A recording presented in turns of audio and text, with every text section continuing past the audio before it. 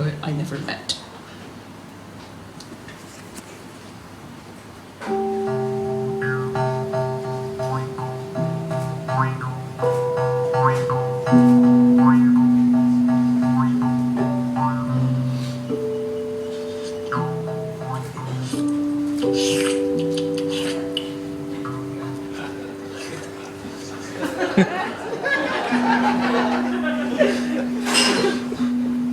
This is for you, Ellie Harris.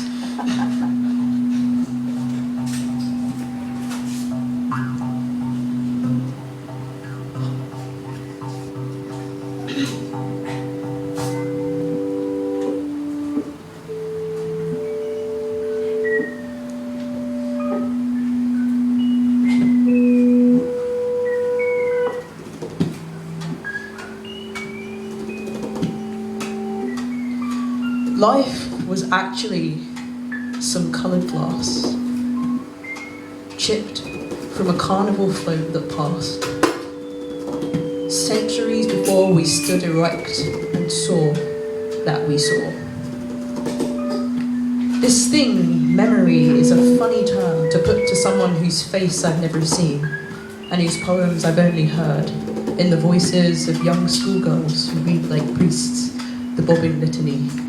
Like words are eyes, and eyes float in minds, and eyes float across a poster on the train line.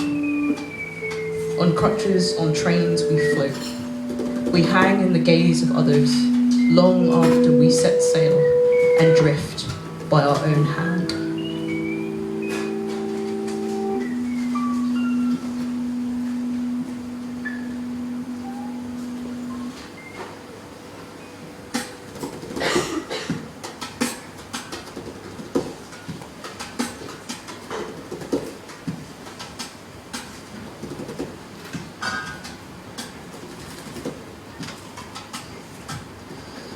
This next piece, this is my final piece before I get off and leave you in peace.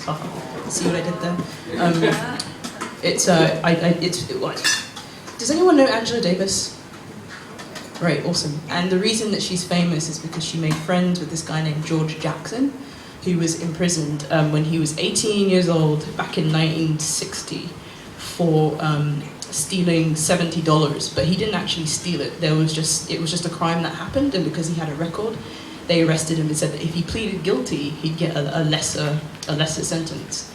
So he pleaded guilty on the advice of his lawyer, and so instead they gave him a 0 to life sentence. And what that means is that he could basically be held in prison from anywhere from 1 year to forever.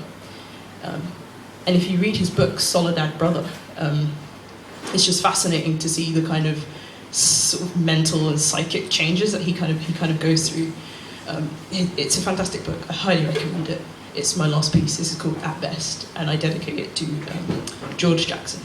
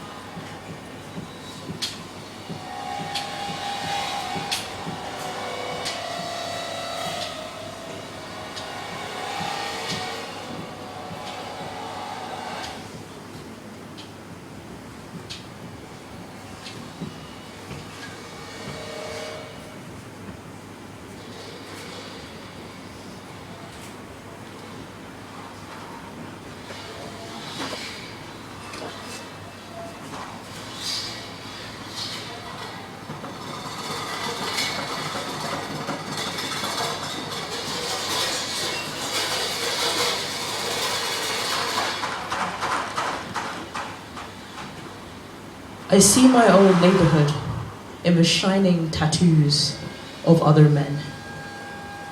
The black lines of dancing girls, the gothic script of ex-lovers, the hearts and the roses remind me of the bare corner between the city and the hood where I grew up, where you could take a chance at the hot dog stand, steal two, one for now and one for later when your old man cleared the pot and burped in the face of your hunger.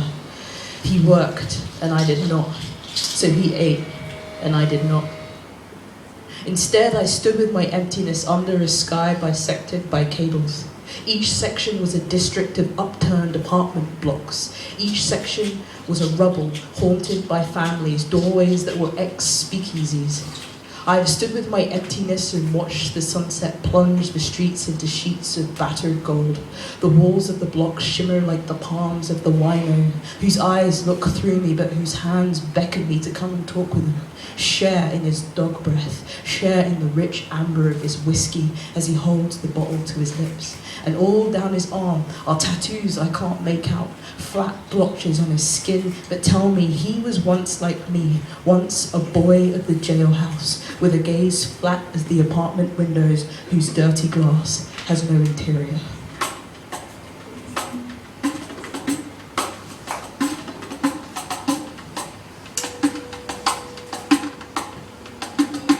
Who here can say what freedom is?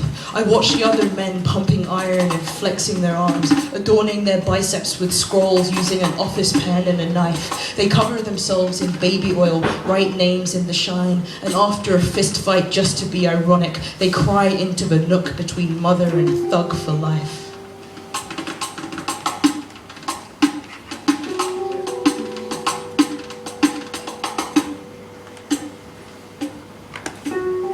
I stand and smoke and read.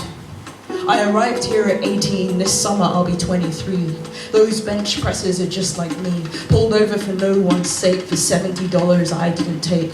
But I took a breath, a stolen gulp in the 5 blocks that I roamed, where I learned to read the traffic signs and how to speak American. And so by being born, I was born a thief, a rat, a magnet for bullet holes. I was first shot at 15, a square target for the square peg, for the square hole of the penitentiary. It was as natural as white boys went to university.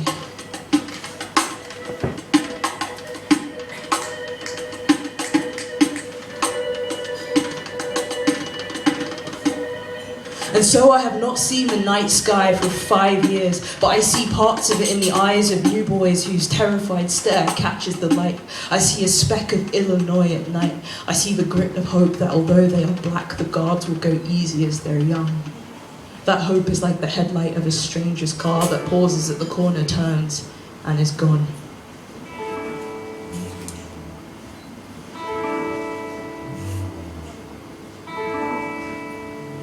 I was never there. I don't believe I was ever there. I was never there. I can't have been. I can't have jumped 10 feet from one block to the next or dodged the flashlight of the police. I can't have been. I was never there.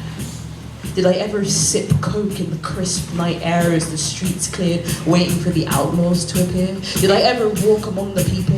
Was I ever a part, a face in the crowd, a body in the throng? I was a hustler, a player, and that was my part. Life is at best a nebulous shadow, a vague contingency, the merest of possibilities to begin with. Life was my mother's hand, and it became a fist that closed around me. Every day I wake up and this cell has gotten smaller, the ceiling's a little lower, the shadows in the hall shorten till I cannot stretch or stand.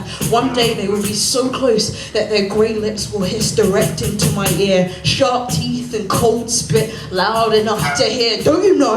Don't you know? I'll take you in, I'll take you down, I'll tear you up, I'll fuck you up. All that will be left is your outside, I'll take your inside. Don't you know? Now you know. These prison walls will come in close, will come in close, will come in close. These prison walls will come in close and make you wonder if you're dead, until you die, until you die, until you die, you ugly fucking ape!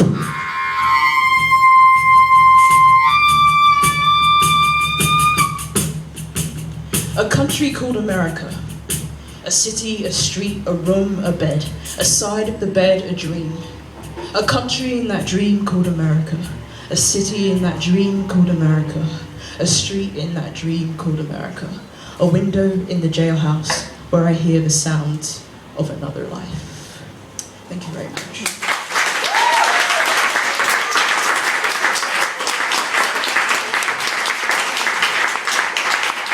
And can we please give a big round of applause for Wood once again?